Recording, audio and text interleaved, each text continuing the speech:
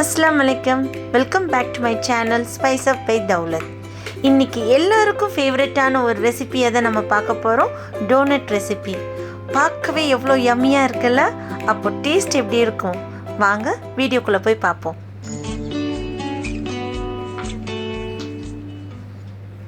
இப்போ டோனட் செய்கிறதுக்கு நான் ஒரு பெரிய பால் எடுத்திருக்கேன். இந்த பாலில் தான் இப்போ நான் டவ்வை ப்ரிப்பேர் பண்ண போகிறேன். அதுக்கு இப்போ 1 கப் வார்ம் மில்க், அதாவது காய்ச்சின பால், ரொம்ப சூடு இல்லாமல் வெதுன்ற சூடில் தான் இருக்கணும் பால். அது 1 கப் பால் எடுத்திருக்கேன். அதுக்கப்புறம் ஒரு முட்டை. ஸோ இப்போ இந்த முட்டையும் இதில் ஆட் பண்ணுறேன். இப்போ இந்த பாலும் முட்டையும் நல்லா மிக்ஸ் பண்ணிக்கோங்க. ஒரு விஸ்கரை வச்சு நல்லா மிக்ஸ் பண்ணிக்கோங்க. இது நல்லா மிக்ஸ் ஆனதுக்கப்புறம் 2 டேபிள் ஸ்பூன் அளவுக்கு சுகர், அதுக்கப்புறம் அடுத்து 2 டீஸ்பூன் அளவுக்கு ஈஸ்ட் ஆட் பண்ணுறேன். இது ரெண்டையும் இப்போ ஆட் பண்ணி திருப்பி அதே மாதிரி மிக்ஸ் பண்ணிக்கோங்க ஒரு விஸ்கரை வச்சு. இப்போ இது நல்லா மிக்ஸ் பண்ணக்கப்புறம் இப்போ நம்ம மைதா ஆட் பண்ண போகிறோம். நான் இன்றைக்கி 2.25 கப் அளவுக்கு மைதா எடுக்கிறேன். ஸோ அதனால் ஃபஸ்ட்டு 1 கப் ஆட் பண்ணிவிட்டேன். ரெண்டாவது 1 கப். இது 1/4 கப்புன்ற அளவு மெஷர்மெண்ட்டுக்கான ஸ்பூன் தான். ஸோ இது 3 கப் ஆட் பண்ணுறேன். ஸோ 3/4 அளவு. ஸோ கரெக்டாக 2.25 அளவு. நான் செய்கிற இன்றைக்கி டோவோட மெஷர்மெண்ட் ஒரு 20 டோனட் செய்யலாம். ஸோ அதுக்காக தான் இந்த அளவு மாவு நான் எடுத்திருக்கேன். இப்போ இதோட 1/4 டீஸ்பூன் அளவுக்கு உப்பு சேர்த்து இதை நல்லா மிக்ஸ் பண்ணுறேன். ஸோ ரொம்ப ஹார்டாலாம் மிக்ஸ் பண்ணாதீங்க. ஸோ அந்த பால், சுகர், அந்த ஈஸ்ட் நம்ம ஆட் பண்ணியிருக்க எல்லா இன்க்ரீடியன்ஸும் இந்த மாவோடு சேர்த்து மிக்ஸ் ஆகணும். சும்மா ஒரு ஜென்டில் மிக்ஸ் தான் இதை நம்ம இப்போ கொடுக்குறோம். நான் மிக்ஸ் பண்ணுறதை பார்த்தாலே உங்களுக்கு புரியும். இப்போது இதோட 2 டேபிள் ஸ்பூன் அளவுக்கு பட்டர், அப்படி இல்லைன்னா ஆயில். ஸோ உங்களுக்கு ஆப்ஷனில் தான் கொடுக்குறேன். கண்டிப்பாக பட்டர் தான் ஆட் பண்ணணுன்னு கிடையாது, ஆயிலும் ஆட் பண்ணிக்கலாம். ஆயில் ஆட் பண்ணக்கப்புறம் திருப்பி ஒரு ஜென்டில் மிக்ஸ் கொடுங்க. ஸோ இந்த ஆயில் எல்லா மாவு மேலேயும் படுற அளவுக்கு. இப்போ இதை நான் ஒரு ஃப்ளாட் சர்ஃபேஸ், அதாவது உங்கள் கவுண்டர் டாப் அப்படி இல்லைன்னா இந்த மாதிரி அகலமான பிளேட் மேலே வச்சு இப்போ நம்ம மாவு பிணையலாம். மாவு ரொம்ப ட்ரையாக இருந்துச்சுன்னா நீங்கள் இன்னும் கொஞ்சம் ஆயில் கூட ஆட் பண்ணிக்கலாம். அப்படி வெட்டாக இருந்துச்சுன்னா நீங்கள் மைதா ஆட் பண்ணிக்கோங்க. பட் நான் சொன்ன மெஷர்மெண்ட்டே நீங்கள் ஃபாலோ பண்ணிங்கன்னா கரெக்டாக இருக்கும். ஸோ நீங்கள் இந்த மாவை பிணையும் போது கொஞ்சம் இழுத்து நீங்கள் மாவை பிணையணும். அப்போ தான் அந்த எலாஸ்டிக் மாதிரி ஒரு ஃபார்ம் வரும் மாவுக்கு. ஸோ அப்படி பிணைஞ்சால் தான் மாவு நல்லா பொங்கி வரும். ஸோ நீங்கள் அந்த மாதிரி ஒரு 5 மினிட்ஸ்க்கு அந்த மாதிரி நீங்கள் மாவை பிணைஞ்சிக்கோங்க.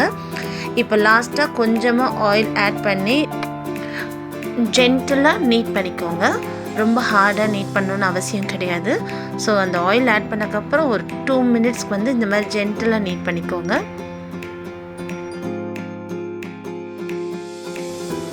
ஸோ இப்போ பாருங்கள், நான் மாவு பிணைஞ்சக்கப்புறம் உங்களுக்கு இழுத்து காமிக்கிறேன். இந்த மாதிரி எலாஸ்டிக் மாதிரி ஃபார்ம் ஆனக்கப்புறம் தான் நம்ம மாவு இப்போ கரெக்டான கன்சிஸ்டன்சியில் ஃபார்ம் பண்ணிட்டோன்னு அர்த்தம். ஸோ இப்போ நம்ம இதை ஒரு பவுலுக்கு இப்போ ஷிஃப்ட் பண்ணலாம். ஸோ நல்லா இந்த பவுலில் நல்லா ஆயில் தேய்ச்சி க்ரீஸ் பண்ணிக்கோங்க. இப்போது நீட் பண்ணி வச்சுருக்க அந்த மாவையும் அந்த பவுலில் வச்சு இது அட்லீஸ்ட் 1 ஹவருக்கு பொங்க விடணும். ஏன்னா நம்ம ஈஸ்ட் ஆட் பண்ணியிருக்கறனால இப்போ டபுள் த அளவுக்கு நம்மளுக்கு சைஸ் அப்படியே பொங்கி வரும். இப்போ நீங்கள் இருக்கிற மாவை பார்த்தீங்கன்னா இதை விட டபுளாக இருக்கும். ஒரு 1 ஹவர் கழித்து நீங்கள் பார்த்தீங்கன்னா. ஸோ இதை ஒரு வெள்ளை கிளாத், அதாவது துணியை வச்சு கூட நீங்கள் கவர் பண்ணி வைக்கலாம். அப்படி இல்லைன்னா இந்த மாதிரி பிளாஸ்டிக் ரேப்பரை வச்சு கூட நீங்கள் ரேப் பண்ணி வைக்கலாம். இப்போ பார்த்தீங்களா, நம்ம வைக்கும் போது எந்த சைஸில் இருந்துச்சு. இப்போ பாருங்கள், கரெக்டாக 1 ஹவர் கழித்து நம்ம மாவை பார்க்குறோம். அப்படியே டபுள் த சைஸாக இருக்குது. ஸோ இந்த மாதிரி நீங்கள் ஓப்பன் பண்ணதோடு இது ஒரு 2 பஞ்ச் பண்ணி அதுக்கப்புறம் நீங்கள் ஒரு நீட் பண்ணிக்கோங்க. இது வேறு ஒரு போர்டுக்கோ இல்லை வேறு ஒரு சாஃப்டான லேயர் மேலே வச்சு இப்போ நம்ம நீட் பண்ணி இப்போ நம்ம இதை 2ஆக கட் பண்ணி ஃபஸ்ட்டு ஹாஃபை நம்ம எப்படி இதை திரட்டுன்றதை பாருங்கள். இந்த மாதிரி ரொட்டி கட்டையை வச்சு நம்ம இதை மெலிசாக இழுக்கக்கூடாது. 1/2 இன்ச் அளவுக்கு திக்னஸ் இருக்கணும். ஸோ அந்த மாதிரி திக்னஸ் வர அளவுக்கு நீங்கள் இந்த மாவை இழுத்து இந்த மாதிரி ஒரு ஷார்ப்பாக கட் பண்ணுற அளவுக்கு ஒரு ரவுண்ட் ஷேப்பில் எந்த பொருள் இருந்தாலோ அதை வச்சு இப்போ நம்ம ரவுண்ட் ஷேப்பாக இதை நம்ம கட் பண்ணுறோம். ஸோ இப்போ நான் பாருங்கள் இந்த மாதிரி கட் பண்ணுறேன்.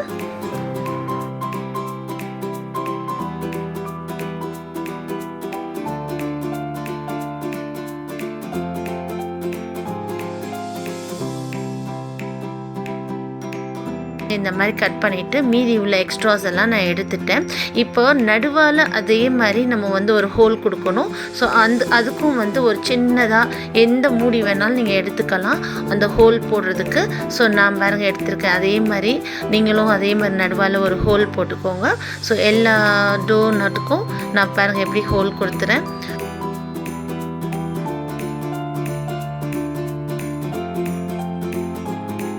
இனி இதை வந்து நம்ம ஃப்ரை பண்ணணும். ஸோ இப்போ நம்ம ஃப்ரை பண்ணுறதுக்கு நம்ம டோனட்ஸ் வந்து ரெடி ஆயிடுச்சு.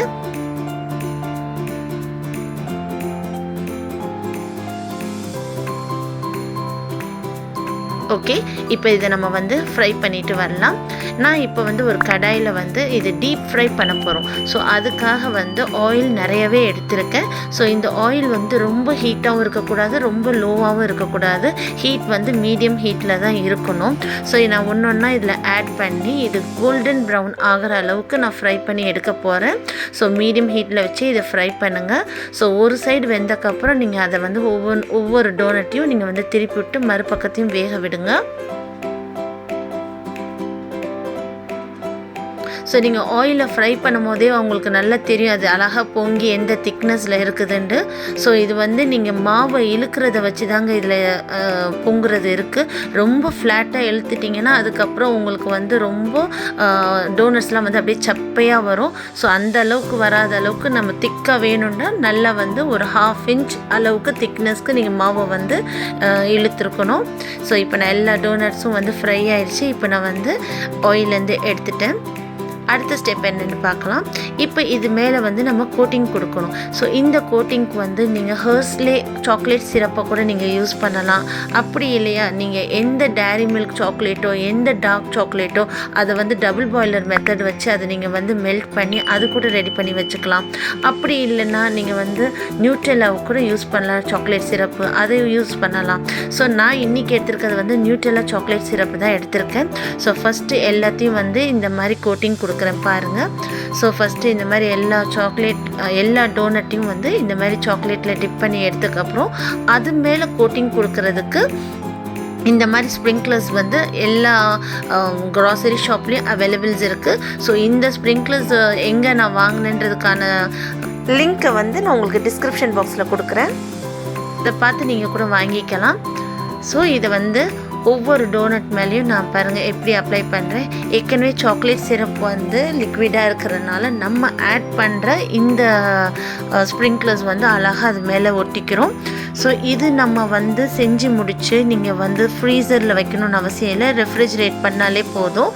அவ்வளோ அழகாக ஒட்டி நல்லா கிறிஸ்பியாக ஃபார்ம் ஆயிரும். ஸோ நீங்கள் ஃப்ரிட்ஜில் வச்சு எடுத்து சாப்பிட்டிங்கன்னா உண்மையிலே டேஸ்ட் வந்து ரொம்ப அமேசிங்காக இருக்கும். நான் இன்னொரு டோனட்டில் வந்து டிஃப்ரெண்ட் டேஸ்ட் கொடுக்கணுன்றதுக்காக நான் வந்து தேங்காய் பூ கூட ஆட் பண்ணி இப்போ லாஸ்ட் டோனட்டில் நான் வந்து அப்ளை பண்ணுறேன் பாருங்கள். இது வெறும் தேங்காவை துருவின தேங்காய் தான். அதையும் வந்து ஆட் பண்ணி அது ஒரு டேஸ்ட். இதோட நீங்கள் சாப்டு நட்ஸ் கூட ஆட் பண்ணிக்கலாம். ஆல்மண்ட்ஸு, வால்நட்ஸு, எந்த நட்ஸ் கூட நீங்கள் ஆட் பண்ணி அது ஒரு ஃப்ளேவராக கூட நீங்கள் சாப்பிட்லாம். இதெல்லாம் வந்து உங்களோட க்ரியேட்டிவிட்டியை பொறுத்தது. ஸோ பாருங்கள், டோனட்ஸ் இஸ் ரெடி. ஸோ பார்க்கவே எவ்வளோ யம்மியாக இருக்குது. உண்மையிலே டேஸ்ட்டும் வந்து அவ்வளோ யம்மியாக இருந்துச்சுங்க. அமேசிங்கான டேஸ்ட்டு. எங்கள் வீட்டில் இருக்க குழந்தைங்களுக்கு எல்லாருக்குமே ரொம்ப பிடிச்சிருந்துச்சு. இன்ஷா அல்லாஹ் இந்த ரெசிபியை நீங்களும் உங்கள் வீட்டில் கண்டிப்பாக ட்ரை பண்ணணும். இந்த மாதிரி புது ரெசிபீஸ் உங்களுக்கு வேணும்னா இது வரைக்கும் நீங்கள் ஸ்பைஸ் அப் பை தௌலத் சேனலை சப்ஸ்கிரைப் பண்ணலைன்னா சப்ஸ்கிரைப் பண்ணிக்கோங்க. கூடவே நீங்கள் அந்த பெல் ஐக்கானையும் கிளிக் பண்ணிங்கன்னா நான் போடுற வீடியோஸ்லாம் உங்களுக்கு வந்து நோட்டிஃபிகேஷனாக வரும். அடுத்து ஒரு நல்ல ரெசிபியோடு உங்களை நான் சந்திக்கிறேன். Until then, bye, take care, Assalamu alaikum.